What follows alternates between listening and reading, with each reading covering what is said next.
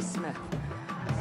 Maybe a couple of seconds and I will. Debate is an important element of progress.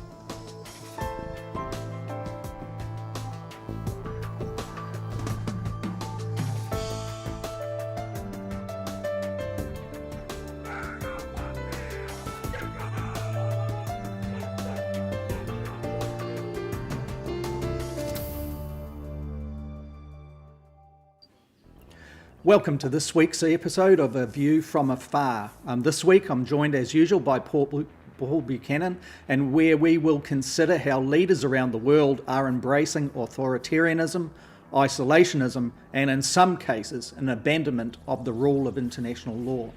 If you are joining us via social media, remember, feel free to make comments and ask questions, etc., as we will be able to include your interaction in this program. So let's take a look at the main points. We're looking at Belarus in chaos. Lukashenko throttles democratic expression. Would presidential candidate Joe Biden abandon US isolation? And globally, has the world reached a tipping point and stepped over that line where the rule of law is no longer relevant?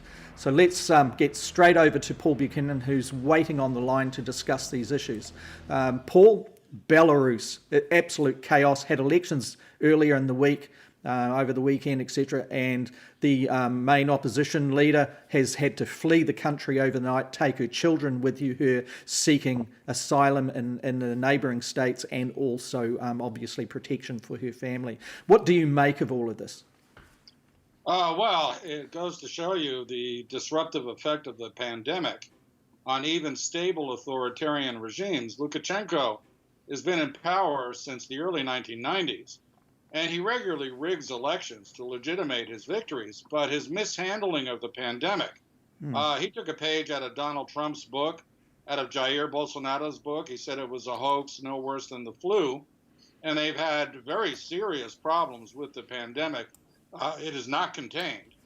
And that undermined public faith in him. See, in many countries, especially those that don't have long democratic traditions, people will put up with authoritarians so long as the authoritarians deliver the goods. And as I understand it from Belarus, from people like Ingo Petz, a journalist up in Berlin, a friend of mine, he's a specialist in Belarus affairs, and he says that the Belarusian culture, the people, they've figured out during the Soviet years that it was best to keep low, keep quiet, and the culture of generations has been in that space, but a different culture now, isn't it? It's starting to raise its head in a very, very persuasive and dominating way. Absolutely, and what's happened is normally, if you're going to commit fraud, I mean, all of this, political scientists have studied at great length. If you're going to commit fraud, you do it in a discreet way. You do it in a Singaporean way, where you rig things and you win by 55 to 65%. Everything seems legit on the face of it, but you pull the strings from behind. In this case, he's declared a victory with 80% of the vote, in spite of massive protests against his rule. It's rendered transparent the fact that his rule not only is authoritarian, but it's incompetent.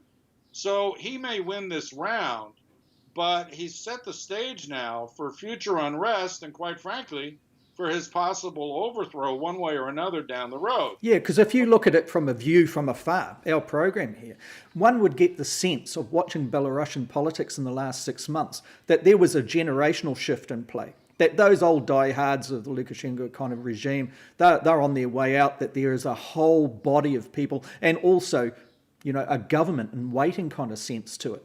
So you're saying he's overstepped the mark, they've rigged the polls, to paraphrase what you're doing there, and abandonment of international law. Obviously, there's been very little, if any, oversight of the democratic process on polling days.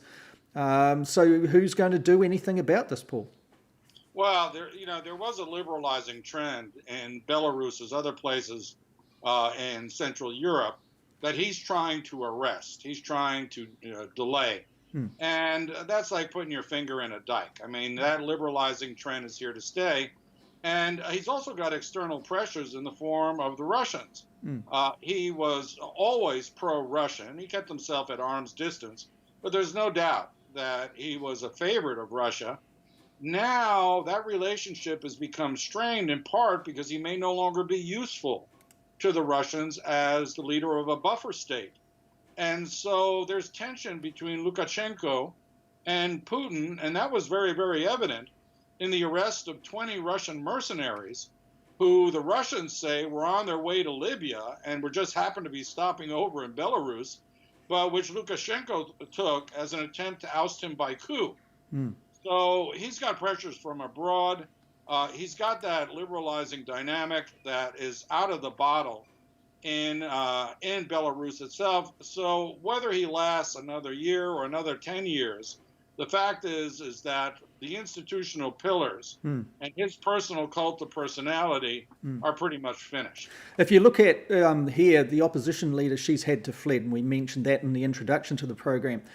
In the past, historically, my sense is that when a leader, and an opposition leader potentially, and particularly, goes into exile, that delays the advance of true democratic reform in a particular country for sometimes decades.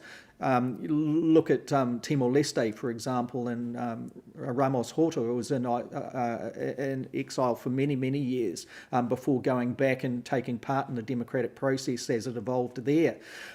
So what do you think is the medium-term and long-term fate of the democratic movement in Belarus, considering the events of the last 24 hours? Well, I think the democratic movement, whether it goes underground or not, and very likely over the short term, will have to retreat underground. It's here to stay. Now, whether an opposition leader goes into exile for the short or long term, the fact of the matter is that if the movement is able to continue without the charismatic personalist leadership of one or two particular opposition figures, then the long-term prospects for a safe return are, if not guaranteed, are much higher. I think of Benigno Aquino in the Philippines as an example of someone who went into exile for a while and was able to come back in the post-Marco era and then rule successfully for many years. It remains to be seen. I mean, what happens in Belarus is largely contingent on how the Russians feel about the leadership of the moment.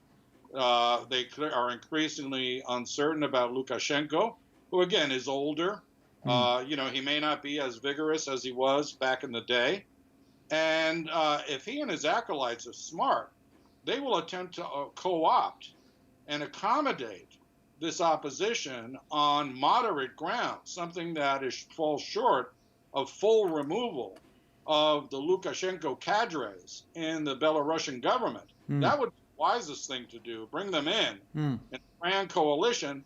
It remains to be seen if Lukashenko and his lieutenants have the wherewithal to think that far ahead for their own interests, much less the interests of the people at large. Well, let's just hear what she was saying here. I'll just return back. Me and hate me. But God forbid that anyone should face the choice I faced. People, please take care. Don't risk your lives. Children are the most important part of our lives. The 37-year-old. So this is a woman who, in many respects, is young, has leadership potential, not just within Belarus, but clearly within the European context and potentially globally, has got all those years ahead of her, who I suppose in New Zealand, we've got our parallels in our leadership here too, haven't we? With Jacinda Ardern as the Prime Minister. They bring a whole different kind of set. She is now reverted overnight to this one of a message of survival. And so where does that suggest to you that where Belarus is on that timeline scale toward a better world, a better country, better governance, better government? Well, it's still a way off because Lukashenko will feel emboldened by the fact that not only was he able to rig the election to the tune of an 80% vote in his favor, supposedly, but also because she's retreated so dramatically and is pleading for survival. So he will read this as her defeat. Now, he will be wrong in that read, but again, the emperor often is isolated in his tower. And so even though things will not change for the foreseeable future, i.e. the short term, the fact is again, the genie's out of this bottle. And he can either try to repress the stirring opposition movement, the stirring of liberalizations with force, which he can do, but that's only a short-term solution, or he can begin to accommodate at least those interests that do not threaten him directly or threaten his family. That's a very personalist regime in Belarus. They've enriched themselves immeasurably. So if certain accommodations are made, so that you can have, in the old days, the Brazilians used to call, when the Brazilian military dictatorship was in power, it allowed an opposition to exist. And they called the opposition the yes and the yes, sir parties. And so if Lukashenko sort of understands how to play this dynamic, again, I like to use Singapore as another example. They have the temerity to call themselves a democracy when in fact they're not, but they allow an opposition, a very tame opposition, and most importantly, they deliver the goods to their people. Again, the key here is you can remain in power as an authoritarian if you provide goods and services to your people, and that is Lukashenko's Achilles heel. In Singapore, for example, you're giving that illustration, it's been in power, that government, for decades, hasn't it? I forget the number now, 30-something years, is it? Yeah, since independence, so since 1965. Wow, And the PAP has ruled, but they're very smart. They're I would call them soft authoritarians, because not only they're very economically efficient, but they allow for this emasculated opposition. In fact, in the elections just held a month or so ago, they increased the opposition quota in their parliament from 1 or 2 seats to 6 seats. And that was considered a triumph by the opposition. And by the way, the opposition parliament, the parliament has 200 seats. 200 seats. Oh. So let's take this back and just going back to our second point here. And obviously within the United States, would presidential candidate Joe Biden abandon US isolationism and start to actually step back into the world and restore the disorder that we've been witnessing since there's been a leadership vacuum at the superpower way across the Pacific? Yes, and there you get to, I think, a fundamental, broader point, which is the following. The pandemic offered a window of opportunity of scoundrels of all stripes, criminal organizations, rogue states, to engage in egregious rules and norms violations. I'll give you, for example, the Chinese have what are known as ghost fleets. Fleets that go radio silent and turn off their transponders as they go into other countries' territorial waters and pillage their fishing stocks.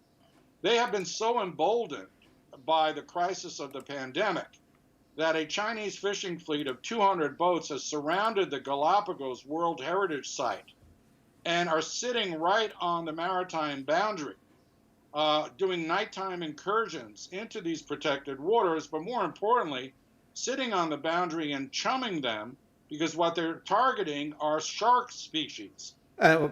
This is a grotesque violation, but what they know is that Ecuador is in the throes of a pandemic, and its military capability, its naval capability has been degraded to the point that they can't do much about it. And Ecuador's on its own. No one's going to get in and help it out, is it?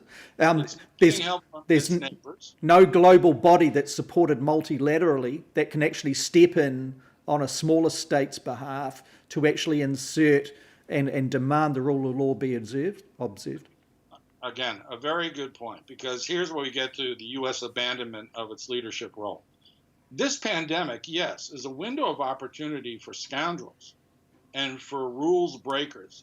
But it's been long in coming. It's the culmination of the erosion of what was known as the liberal international order, which itself was based on belief in the rule of law, international norms, and the combination of democracy as a political form and capitalism as an economic form as the preferred socioeconomic construct. Now, what's happened is that belief, that consensus that underpinned the norm-based order that was liberal internationalism for 2 or 3 decades has been completely eroded. And what we've had in the emergence of this new multipolar world with challengers to the United States is basically a feral climate, if you will, what Hobbes called a state of nature, in which might makes right.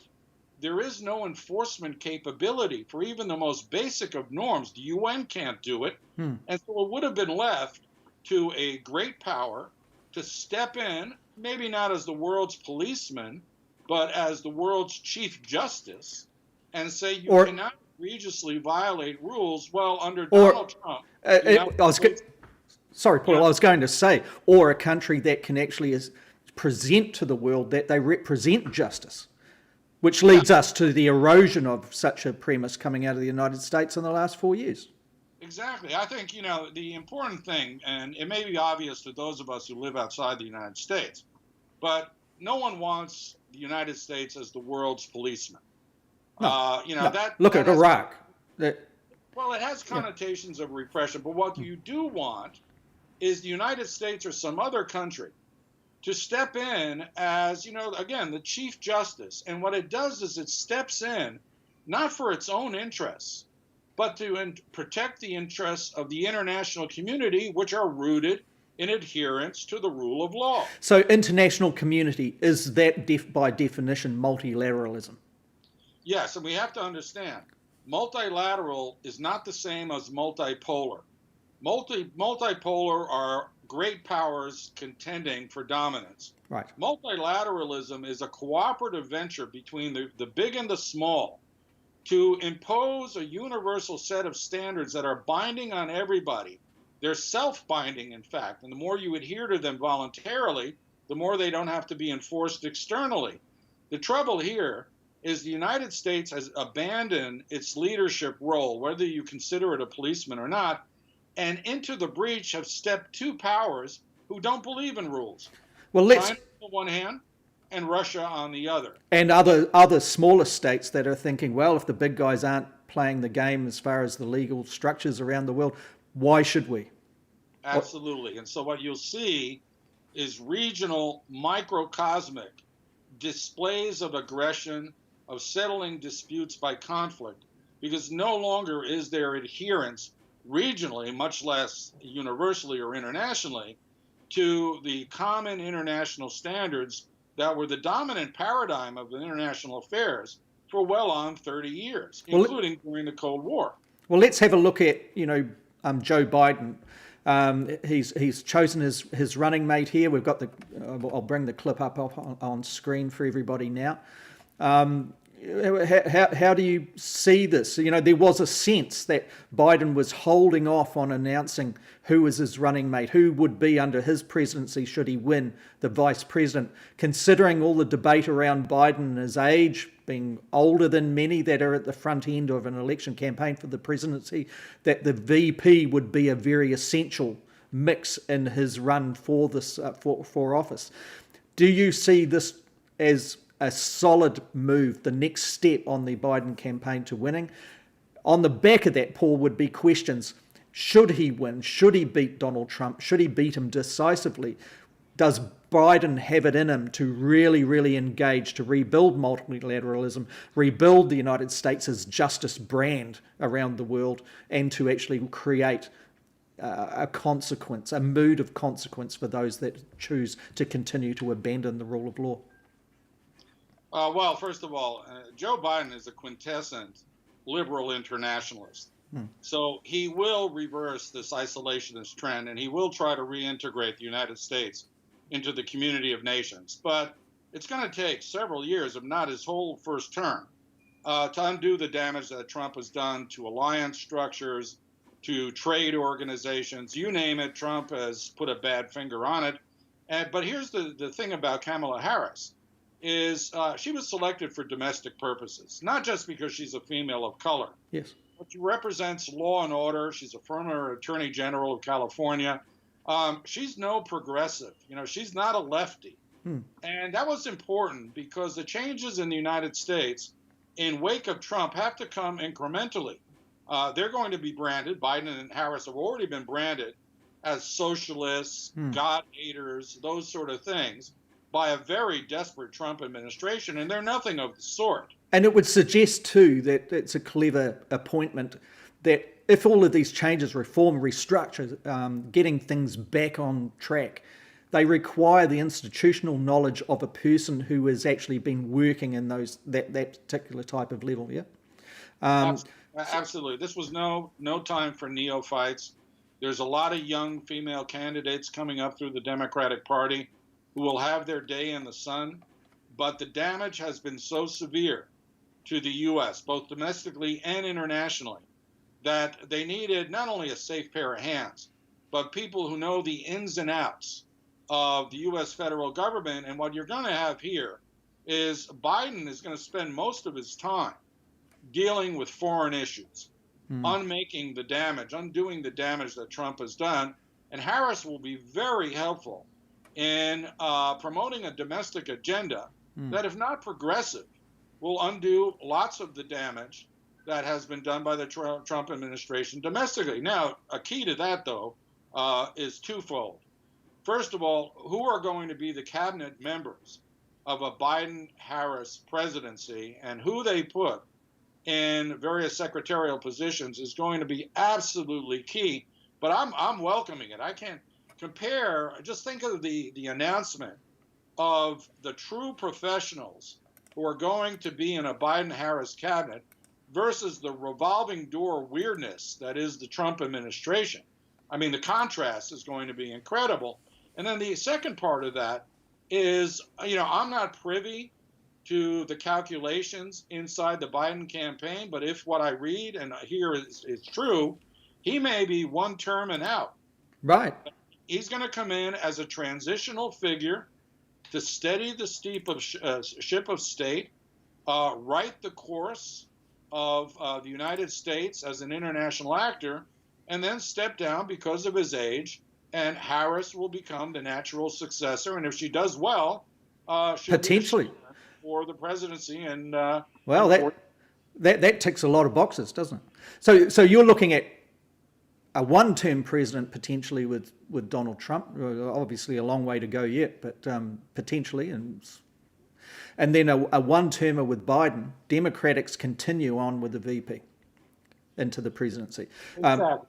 I mean, the Trump is going to be one term because he's a failure. He's just on that. Sorry to interrupt. I've brought up 538.com. How popular is Donald Trump? This is over the last 4 hours, updated 4 hours ago. 54.5% disapprove. 41.8% approve.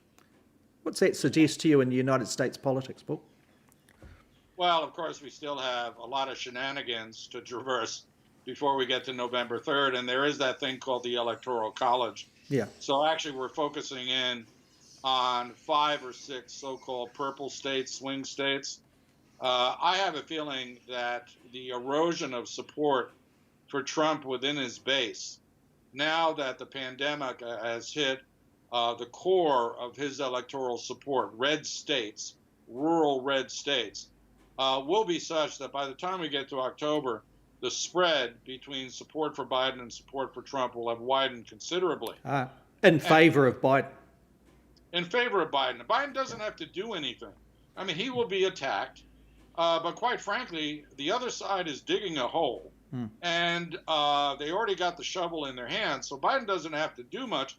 Interestingly, see, I like this strategy because the attack dog in the Democratic campaign is going to be Kamala Harris. Yeah. And she does that very well. She's the great inquisitor. With legitimacy. Right now, the scaredest guy in the United States is Mike Pence, contemplating having to debate her. Or maybe the Attorney General on issues of legalities. I think Pence is in for a hiding to nothing because he has to go in and defend the Trump administration as the chief enabler of Trump. He could have said something. He could have been an adult in the room. And Kamala Harris is going to, I think, will take him apart on the fact that he's been an accomplice in the destruction not only of large parts of the U.S. economy, but of the institutional fabric that ostensibly underpins the constitutional structure that is U.S. democracy. So, and she's good at that. Again, she's a lawyer. So I think Pence is, he's not allowed to be in a room with a woman who's not his wife or his mom. He better bring both of them to the debates. He's going to need all the help he can get. Okay, well, let's wrap it up from here and get back to this whole premise about global authoritarianism and the move toward isolationism and abandonment on the legal frameworks around the world. If we're looking at solutions, Paul, we've been talking about Biden extensively in the program here today. Is he the solution for the rest of the world who longs for some order?